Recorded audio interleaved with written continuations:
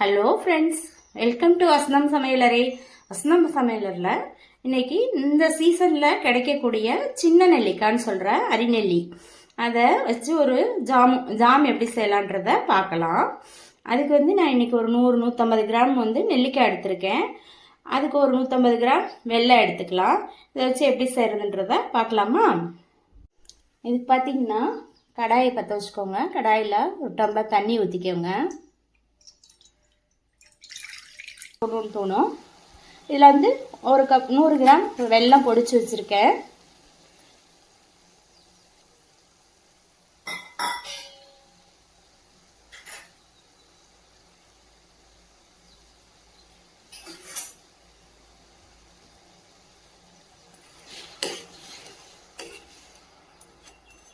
நல்லா வெல்லம் கரைஞ்சி வர வரைக்கும் மிக்ஸ் பண்ணிக்கோங்க.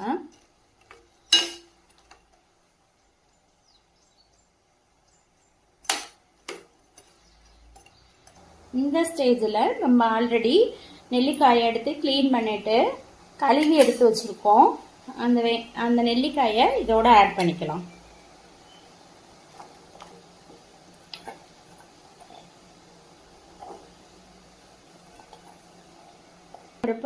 ஹெல்த்தியான நெல்லிக்காய் நம்ம உடம்புல சேரும்.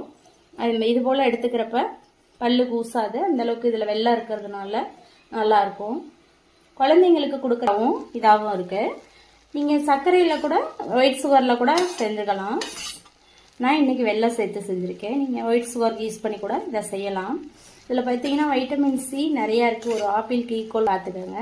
குழந்தைங்களுக்கு அடிக்கடி ஒரு ஸ்பூன் போட்டு கூட நீங்கள் கொடுக்குறப்ப அவங்க டேஸ்ட்டாக இதை லைக் பண்ணி சாப்பிடுவாங்க. தண்ணி நிறைய ஆட் பண்ணாதீங்க. ஒரு 1/4 கிலோ அப்படின்னா ஒரு கம்மியான ஒரு சின்ன டம்ளரில் ஒரு டம்ளர் போதும். நம்ம வெள்ளத்துலேயும் இந்த பாகு இதுனால அதுவும் இதாகும். நெல்லிக்காயிலையும் வாட்டர் கண்டென்ட் இருக்குது. அதனால் கம்மியான தண்ணியில் ஆட் பண்ணிக்கோங்க. அவ்வளோதான், நம்மளோட நெல்லிக்காய் ஜாம் ரெடி ஆகிடுச்சு. வசந்தம் சமையலறையை சப்ஸ்கிரைப் பண்ணுங்கள், லைக் பண்ணுங்கள், ஷேர் பண்ணுங்கள். தேங்க்யூ.